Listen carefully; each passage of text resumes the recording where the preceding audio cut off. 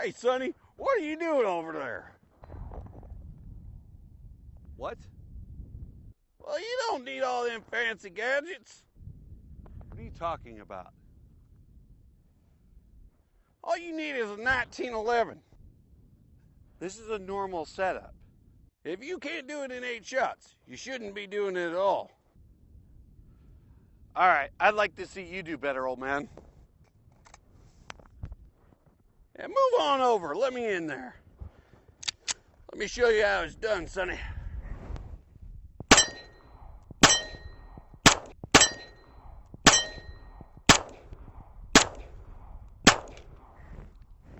See, Sonny? 8 shots is all you need. Now I'm gonna go get me some tapioca.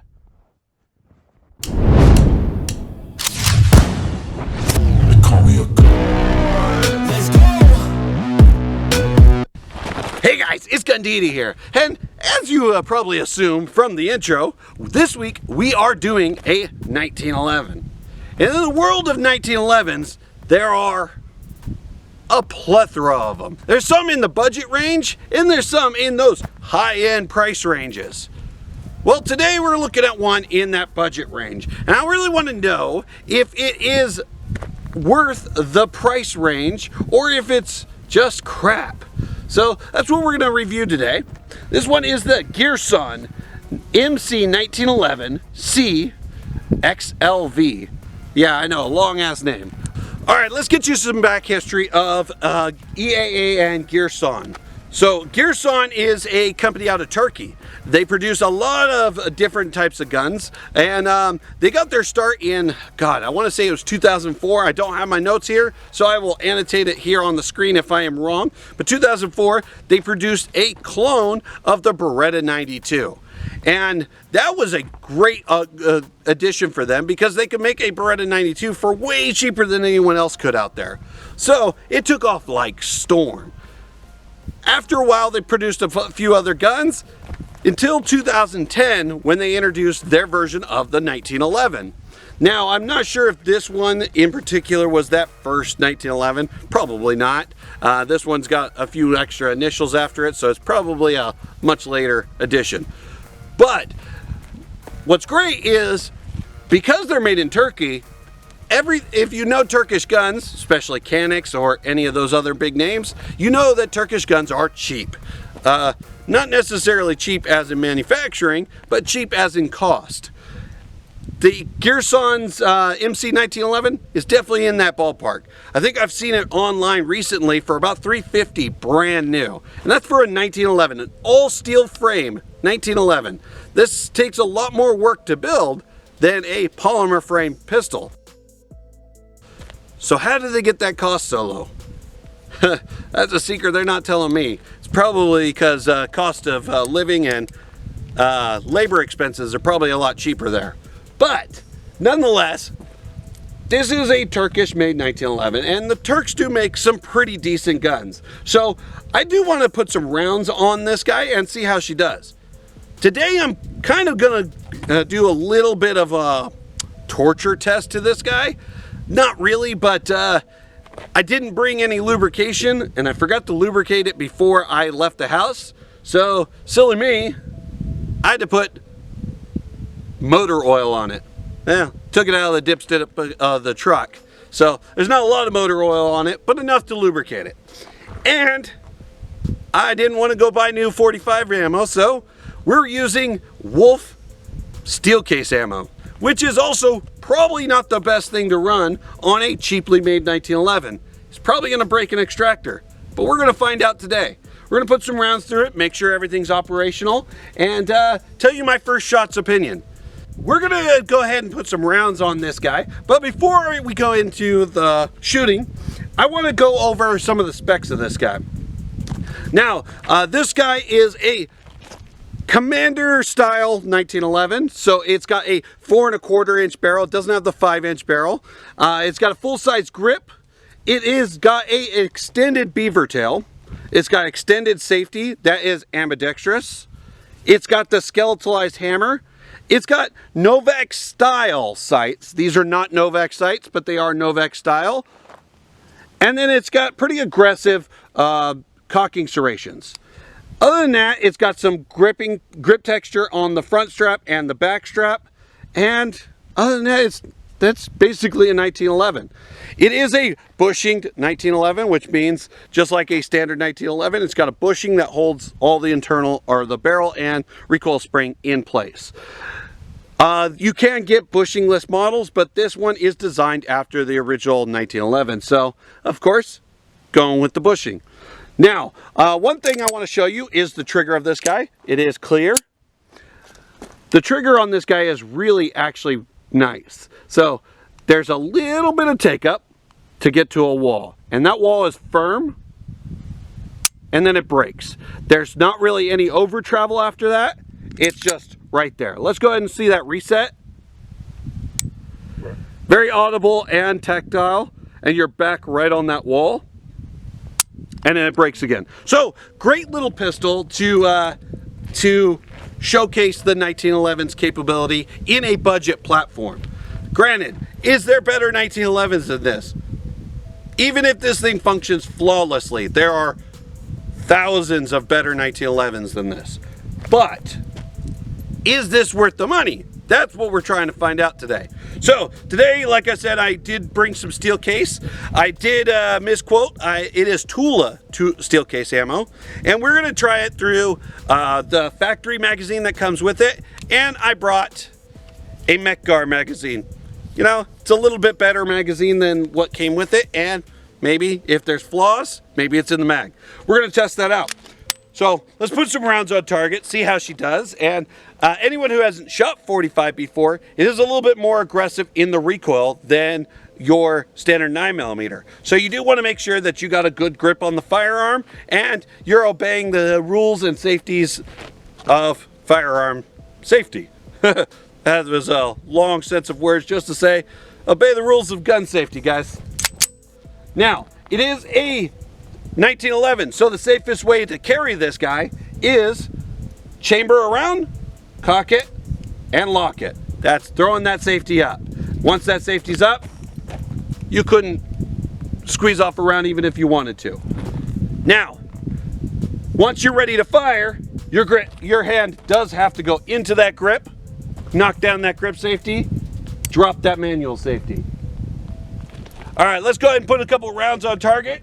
On 1911s, I like to ride my thumb right there on that safety. It's just a conscious thought that the safety is knocked down, I guess. I don't know. Good spot to put my thumb. But let's go ahead and shoot off a couple rounds and see how she feels.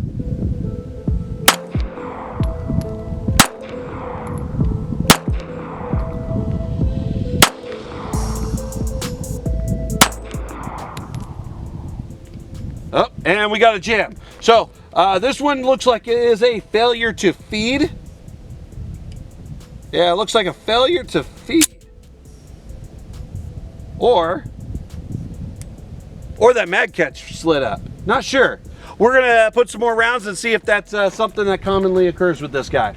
But let's go ahead and get it on there. I'm not being able to seem to hit it, so I'm wondering if out of the box these sights are not exactly on.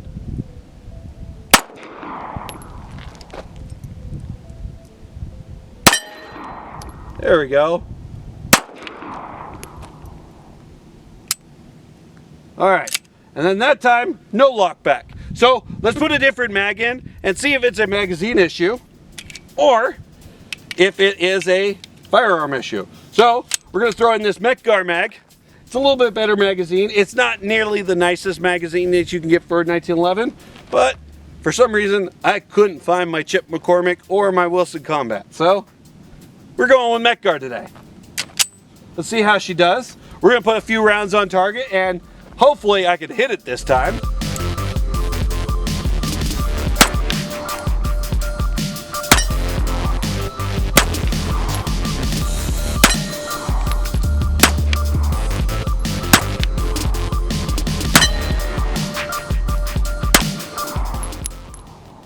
All right, so that was a last round hold open. It fed all arounds, so we might have a magazine issue. So we're gonna load up a couple more rounds in each of these mags and test it again.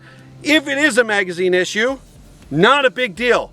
1911 mags are very easy to find and super affordable. And if you need some for yourself, check the description down below where there's a link for Gun Mag Warehouse where they have tons of different magazines, including the Mech-Gars that I'm shooting right now and Chip McCormick's and Wilson Combat. So check out Gun Mag Warehouse in the description. I'm gonna load up some more rounds and we're gonna see how she does. All right guys, so I'm back. I got 16 more rounds loaded up. I have the standard magazine that comes with the gun inside it right now with 8 rounds of course steel case. Let's go ahead and put some rounds on target, see how she does, and if she feeds all these rounds just fine, we're gonna go ahead and throw some hollow points in the Mech-Gar mag because we know it runs well. We're gonna throw some hollow points in it and see how she functions with that. Because most 1911s, that's where they falter because they have such a high or a very aggressive feed ramp. Hollow points is usually where you have a problem with 1911s. Target rounds usually don't have that big of a deal. But let's go ahead and put some rounds on target and see how she does. And hopefully, I'm not the best pistol shot in the world, guys, so hopefully I can hit this target so it doesn't look so bad on the gun. If I'm missing, it's probably me though.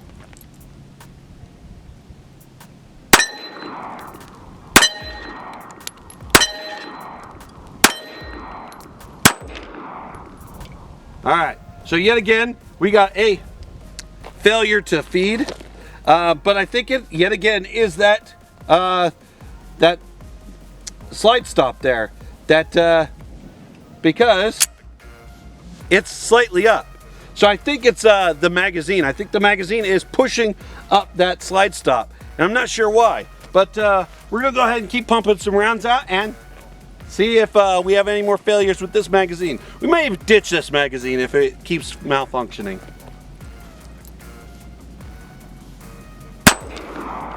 Yeah, see? Now, just so you can see where the line is, where it should be. It's a little break in the finish and you can see a little oils right there. That's where it should be. We still have a round in the chamber, or well, in the magazine. Now, if you hit that down, it feeds it just fine. So it's not a failure to feed. It is that slide stop stopping it. So we're gonna definitely try it out with some other mags. And if it becomes an issue, I will definitely put it in the next update video on this guy. And I will probably replace this grip set or this slide stop if that's an issue. But right now, we're gonna just go ahead and pump some more rounds out and see how she does.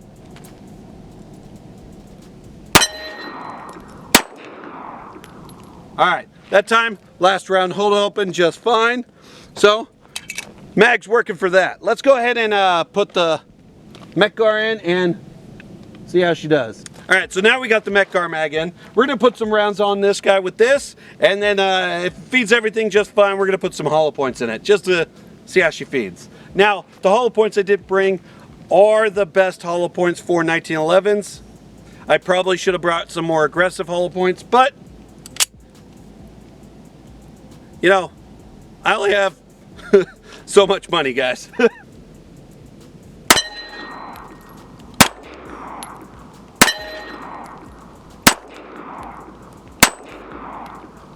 All right, so it might be an issue with that slide stop because we have yet again another situation with the Mech-Gar mag where there's a round clearly in there and we got that slide stop up just a hair. So that might be something that we will have to replace and address in the near future. Guys, remember, this is only a $350 1911. It's not going to be perfect. You may have to make some adjustments. It also could be, you know what?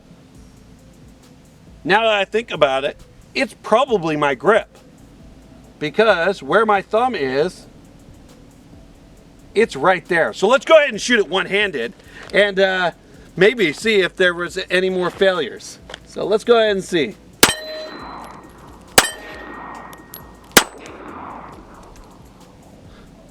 It might be my hand's getting in the way. Let me load up 8 more rounds of steel case and some rounds of hollow point and just verify that it's my grip, not the gun. I want you guys to get a fair assessment of this gun. So let me go load up and we'll be right back.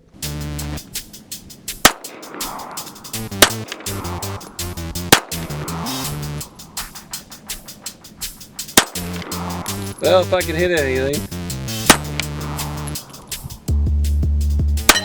There we go.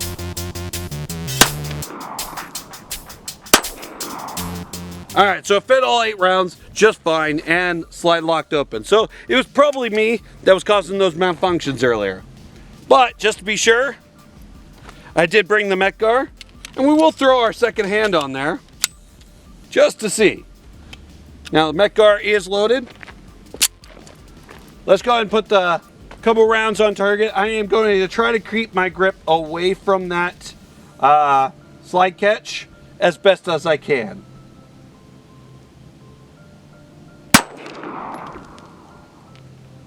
Okay, I must have knocked it because it is slide stopped again. So let me just go one-handed and I'll figure out my grip for this gun.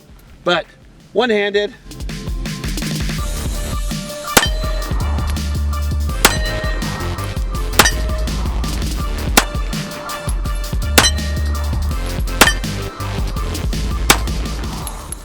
All right, yeah, so my secondary hand keeps knocking that. So if you guys got an idea of how to reposition your grip for this guy, let me know in the comment section, because I'm not sure how I'm gonna grip it, because unless I ride that slide stop, which I could, I do it on almost all my other guns.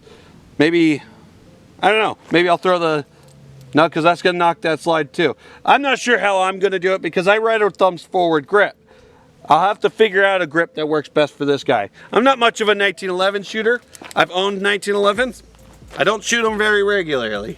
So if you guys have an idea of what's a better grip to hold on to this guy, let me know in the comment section. But I'm going to load it up with some hollow points and see how she feeds. All right, guys. So I do have hollow points loaded up in this guy. I will say I do have a little edit to make.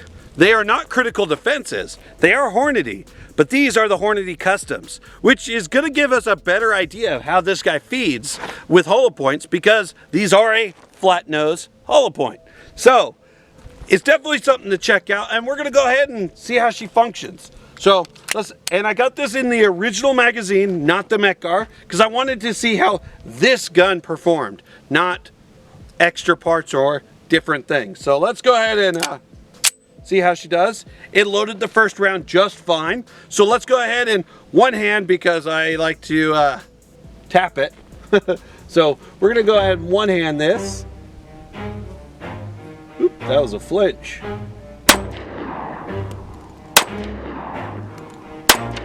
Well, it would help if I hit the target.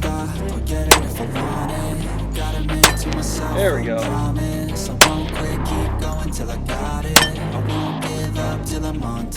Oh, and look at that.